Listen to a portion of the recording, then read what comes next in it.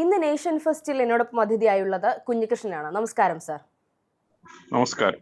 നമുക്കറിയാം, ധനരാജ് രക്തസാക്ഷി ഫണ്ട് തട്ടിപ്പുമായി ബന്ധപ്പെട്ടുകൊണ്ട് കഴിഞ്ഞ ദിവസങ്ങളിൽ സർ നടത്തിയ പോരാട്ടങ്ങൾ അല്ലെങ്കിൽ സർ ഉന്നയിച്ച ഒരുപാട് ആരോപണങ്ങൾ വലിയ രീതിയിൽ ചർച്ചയ്ക്ക് വഴി വെച്ചിട്ടുണ്ടെങ്കിൽ പോലും പക്ഷേ ഇപ്പോൾ പുറത്തു വരുന്ന വാർത്തകളിൽ നിന്നും സർ RMPയിലേക്ക് പോകാനുള്ള സാധ്യതകളുണ്ട് എന്ന് പറഞ്ഞുകൊണ്ട് പല മാധ്യമങ്ങളും റിപ്പോർട്ട് ചെയ്യുന്ന ഒരു സാഹചര്യം നമ്മൾ കണ്ടിരുന്നു.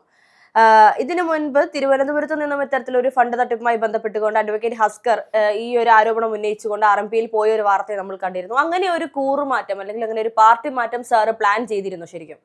ഞാനത് നേരത്തെ തന്നെ മാധ്യമങ്ങളിലൂടെ മറുപടി പറഞ്ഞിട്ടുള്ള ഒരു കാര്യമാണ്. BJPയിലേക്ക് പോകും എന്ന് പ്രചരണം വന്നു, കോൺഗ്രസിലേക്ക് പോകും എന്ന പ്രചരണം വന്നു. ആ സന്ദർഭത്തിലാണ് ഞാൻ അതിന് മറുപടി പറഞ്ഞത്. ഞാൻ ഒരു പാർട്ടിയിലേക്കും പോകാൻ ഉദ്ദേശിക്കുന്നില്ല.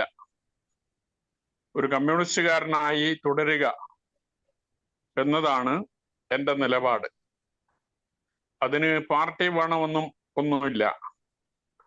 അപ്പോ ഒരു പാർട്ടിയിലേക്കും ഞാൻ പോകാൻ ഉദ്ദേശിക്കുന്നില്ല എന്ന മറുപടി നേരത്തെ തന്നെ നൽകിയിട്ടുണ്ട്. ഇപ്പോഴും അത് ആവർത്തിക്കുകയാണ്. അതെ, തീർച്ചയായിട്ടും. അതോടൊപ്പം തന്നെ കഴിഞ്ഞ തവണ നമ്മൾ സംസാരിച്ചിരുന്ന സമയത്ത് സാറ് പറഞ്ഞൊരു കാര്യമായിരുന്നു, ഇനി ഒരു തെരഞ്ഞെടുപ്പിലും ഇതുവരെ മത്സരിച്ചിട്ടില്ല, ഇനിയോട്ട് മത്സരിക്കാനുള്ള ഒരു പദ്ധതിയും തീരുമാനിച്ചിട്ടില്ല എന്നുള്ളത്. പക്ഷേ മധുസൂദനനെ മത്സരിപ്പിക്കുകയാണെങ്കിൽ സാർ അതിനെതിരായി മത്സരിക്കുമെന്നുള്ള അഭ്യൂഹങ്ങൾ പുറത്ത് വലിയ രീതിയിൽ കേൾക്കുന്നുണ്ട് എന്നുള്ളതാണ് യാഥാർത്ഥ്യം. സാറ് മത്സരിച്ചാലും ഇല്ലെങ്കിലും മധുസൂദനനെ CPM മത്സരിപ്പിക്കാൻ തയ്യാറാവുകയാണെങ്കിൽ പയ്യന്നൂർ പോലെ CPMന് അത്രത്തോളം അടിയുറച്ചു നിൽക്കുന്ന ഒരു മണ്ഡലം CPMന്റെ കയ്യിൽ നിന്ന് പോകാനുള്ള സാധ്യത കൂടുതലല്ലേ?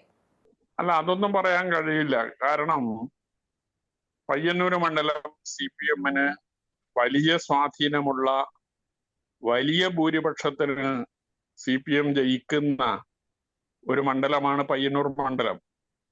അതുകൊണ്ട് പരാജയത്തിന് സാധ്യതയുണ്ടോ എന്നതൊന്നും മുൻകൂട്ടി പറയാൻ കഴിയുന്നതല്ല. ഞാൻ തെരഞ്ഞെടുപ്പിൽ മത്സരിക്കുന്നില്ല എന്നതും നേരത്തെ വ്യക്തമാക്കിയിട്ടുള്ള കാര്യമാണ്. അത് തന്നെയാണ് ഇപ്പോഴും പറയാനുള്ളത്. ഈ ഒരു ഫണ്ട് തട്ടിപ്പ് പോലെ അല്ലെങ്കിൽ അതിന് പിന്നാലെ മറ്റു പല ആരോപണങ്ങളും സാർ ഉന്നയിച്ചിരുന്നു എന്നാണ് നമുക്കറിയാൻ കഴിയുന്നത്. സഹകരണ ബാങ്കുമായി ബന്ധപ്പെട്ടുകൊണ്ട് നടത്തിയ സ്ഥലമിടപാടിലുണ്ടായിരുന്ന ഒരു ക്രമക്കേടിനെ കുറിച്ചും അതുപോലെ ഒരുപാട് കാര്യങ്ങൾ, EP ജയരാജനെ കാണാൻ BJP നേതാവ് വന്നതുമായി ബന്ധപ്പെട്ടുള്ള ഒരുപാട് ആരോപണങ്ങൾ സാറിന്റെ പുസ്തകത്തിൽ, പുതിയതായി ഇറങ്ങുന്ന ആ ഒരു പുസ്തകത്തിലുണ്ട് എന്നാണ് നമുക്ക് അറിയാൻ കഴിയുന്നത്. ആ ഒരു പുസ്തകം പുറത്തിറങ്ങുമ്പോൾ ഇതിനു മുൻപ് കുറച്ച് നാളുകൾക്ക് മുൻപ് EP ജയരാജൻ ഇറക്കിയ ഒരു പുസ്തകം ഉണ്ടായിരുന്നു. അതുമായി ബന്ധപ്പെട്ട CPM വലിയ രീതിയിൽ പ്രതിരോധത്തിലാവുന്ന ഒരു സാഹചര്യവും ഉണ്ടായിരുന്നു. സാറിന്റെ പുസ്തകം ഇറങ്ങുമ്പോഴും അതുപോലെ തന്നെ CPMനെ പ്രതിരോധത്തിലാക്കാൻ സാധ്യതയുള്ള കാര്യങ്ങൾ തന്നെയാണോ അതിനകത്തുള്ളത്? അതുകൊണ്ടാണോ ഒരു പുസ്തകം ഇറങ്ങുമ്പോൾ ഒരു ഭയം CPMനുള്ളത്? അല്ല, CPMനെ പ്രതിരോധത്തിലാക്കുക എന്നതല്ല എന്റെ ലക്ഷ്യം. CPMനകത്ത് നടക്കാൻ പാടില്ലാത്ത കാര്യങ്ങൾ നടക്കുന്നു. അത് തിരുത്തിക്കാൻ പാർട്ടിക്കുള്ളിൽ കഴിഞ്ഞ 5 വർഷക്കാലമായി നടത്തിയ പോരാട്ടം കൊണ്ട് ഫലമുണ്ടായില്ല എന്ന ഒരു ഘട്ടത്തിലാണ് പാർട്ടി തന്നെ പലപ്പോഴും സൂചിപ്പിച്ചിട്ടുള്ള ഒരു കാര്യമെന്ന രീതിയിൽ നേതൃത്വം തെറ്റ് ചെയ്യുമ്പോൾ നേതൃത്വത്തെ തിരുത്താൻ അണികൾ സന്നദ്ധമാകണം എന്ന പാർട്ടിയുടെ നിലപാടിൽ ഉറച്ചുകൊണ്ട് ഈ നിലയിൽ ജനങ്ങളോട് ഈ കാര്യങ്ങൾ പറയാൻ തയ്യാറായിട്ടുള്ളത്. ആ നിലപാടിൽ ഞാനിപ്പോഴും ഉറച്ചു നിൽക്കുകയാണ് ചെയ്യുന്നത്.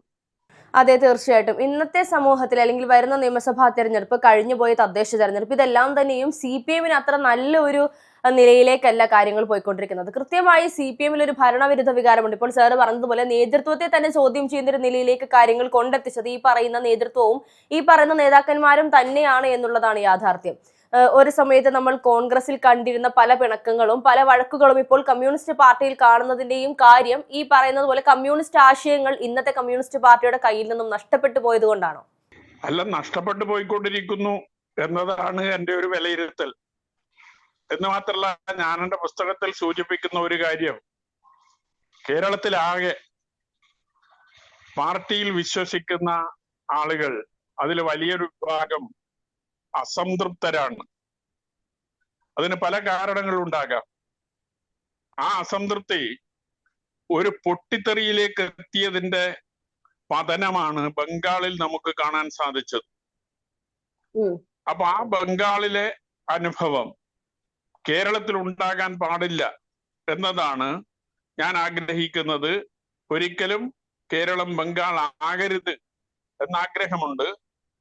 അതുകൊണ്ട് ഈ ജനങ്ങളെ ആകെ കൂട്ടിയോജിപ്പിച്ചു പോകാൻ സാധിക്കത്തക്ക രീതിയിൽ കേരളത്തിലെ പാർട്ടിക്കകത്ത് വരുന്ന അപജയങ്ങൾ തിരുത്തിക്കൊണ്ട് മുന്നോട്ട് പോകാൻ കഴിയണം എന്ന നിലയിലാണ് ഞാൻ പാർട്ടിക്കകത്ത് ഈ വിഷയങ്ങൾ ഉന്നയിച്ചത്. പക്ഷേ പാർട്ടിക്കകത്ത് പരിഹാരം കാണാൻ നേതൃത്വം സന്നദ്ധമായില്ല എന്നതാണ് അത് സംബന്ധിച്ച് പറയാനുള്ളത്. ഇന്നത്തെ ഈ ഒരു നിലയിലാണ് CPM-ന്റെ മുന്നോട്ട് പോക്കെങ്കിൽ വരുന്ന നിയമസഭാ തെരഞ്ഞെടുപ്പ് കഴിയുന്നതോടുകൂടി ഏകദേശം CPM-ന് കേരളത്തിലുള്ള ഒരു സ്വാധീനം അല്ലെങ്കിൽ പൂർണ്ണമായും ഇന്ന് നിലനിന്നു പോകുന്ന പിണറായി സർക്കാരിന്റെ ആ ഒരു നീക്കങ്ങൾ അവസാനിക്കുന്ന ഒരു കാലഘട്ടത്തിലേക്കാണോ കൊണ്ടെത്തിക്കുന്നത്? അല്ല, കേരളത്തിൽ അതത് കാലത്തെ രാഷ്ട്രീയ സാഹചര്യങ്ങൾക്ക് അനുസരിച്ചാണ് വിജയ പരാജയങ്ങൾ ഉണ്ടാകുന്നത്. ചില തെരഞ്ഞെടുപ്പുകളിൽ ദയനീയമായ പരാജയം CPM-ന് ഏറ്റുവാങ്ങേണ്ടി വന്നിട്ടുണ്ട്. പക്ഷെ പിന്നീട് അതിൽ നിന്ന് തിരിച്ചു വരാനും കരകയറാനും സാധിക്കുകയും ചെയ്തിട്ടുണ്ട്. അതിന്റെ എത്രയോ ഉദാഹരണങ്ങൾ നമുക്ക് മുൻകാല തെരഞ്ഞെടുപ്പുകളുമായി ബന്ധപ്പെട്ടുകൊണ്ട് നമ്മുടെ മുമ്പിൽ ഉള്ളതാണ്. അതുകൊണ്ട് അത് ഈ കാലിക രാഷ്ട്രീയവുമായി ബന്ധപ്പെട്ടുകൊണ്ട് ജനങ്ങളുടെ നിലപാടുമായി ബന്ധപ്പെട്ടുകൊണ്ട് വരുന്ന ഒരു വിഷയമാണ്. പക്ഷെ ജനങ്ങൾക്കിടയിൽ ഈ അസംതൃപ്തി വളർന്നു വരുമ്പോ അത് പാർട്ടിക്കെതിരാകുമെന്ന കാര്യത്തിൽ ഒരു തർക്കമില്ലല്ലോ. അതുകൊണ്ട് അത്തരത്തിലൊരു സാഹചര്യത്തിലേക്ക് കേരളത്തെ പാർട്ടി മുന്നോട്ട് പോകാൻ പാടില്ല എന്നതാണ് ഞാൻ ഇതിലൂടെ സൂചിപ്പിക്കുന്നത്. അതെ, തീർച്ചയായിട്ടും സാർ ആഗ്രഹിക്കുന്നതും അത് തന്നെയാണ് എന്ന് ഇതിനു മുൻപ് പല തവണകളിലായി സാർ തുറന്നു പറഞ്ഞിട്ടുണ്ട്. പക്ഷേ ഇനി വരുന്ന നിയമസഭാ തെരഞ്ഞെടുപ്പിൽ ഇപ്പോൾ സാറിനെ പോലെയുള്ള ഒരുപാട് നല്ല കമ്മ്യൂണിസ്റ്റുകാർ അല്ലെങ്കിൽ കമ്മ്യൂണിസ്റ്റ് ആശയങ്ങൾ മാത്രം ഉയർത്തിപ്പിടിച്ചുകൊണ്ട് മുന്നോട്ട് പോകുന്ന ഒരുപാട് കമ്മ്യൂണിസ്റ്റുകാർ ഇപ്പോൾ CPM-ൽ നിന്നും വിട്ടു നിൽക്കുന്ന അല്ലെങ്കിൽ ഒന്നുകിൽ CPM പുറത്താക്കുകയോ അല്ലെങ്കിൽ CPM-ൽ നിന്ന് സ്വമേധയാ പുറത്തേക്ക് പോവുകയോ ചെയ്യുന്ന ഒരു സാഹചര്യമുണ്ട് എന്നുള്ളതാണ് യാഥാർത്ഥ്യം.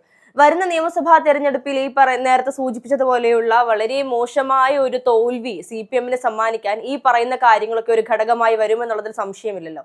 അല്ല, ഈ ജനങ്ങൾക്കിടയിൽ അസംതൃപ്തി വളർന്നു വരുന്നു എന്ന് ഞാൻ പറഞ്ഞതിന്റെ ഉദാഹരണമാണ് നിങ്ങൾ സൂചിപ്പിച്ച പല ഭാഗങ്ങളിൽ നിന്നും ആളുകൾ മാറിപ്പോകുന്നതുമായി ബന്ധപ്പെട്ടുകൊണ്ടുള്ളത്. പിന്നെ തെരഞ്ഞെടുപ്പിൽ ജയിക്കുമോ പരാജയപ്പെടുമോ എന്ന് പ്രവചിക്കാൻ ഞാൻ ഇപ്പോ ഏതായാലും ആളല്ല. ഏതായാലും LDF കേരളത്തിൽ വീണ്ടും അധികാരത്തിൽ വരണം എന്ന് ആഗ്രഹിക്കുന്ന ഒരാളാണ് ഞാൻ. അല്ല, ഇനിയിപ്പോൾ അധികാരത്തിൽ വരണമെന്നുള്ള ആഗ്രഹമുണ്ടെങ്കിൽ പോലും ഈ ഒരു നിലയിലാണ് നേതൃത്വത്തിന്റെ മുന്നോട്ട് പോക്കെങ്കിൽ അത് ജനങ്ങൾ ഒരുപക്ഷെ അനുവദിക്കണമെന്നില്ല, അംഗീകരിക്കണമെന്നില്ല. അതെ, അതുകൊണ്ടാണ് ഞാൻ പറയുന്നത് ഒരു പ്രവചനത്തിന് ഞാൻ ഏതായാലും മുതിരുന്നില്ല.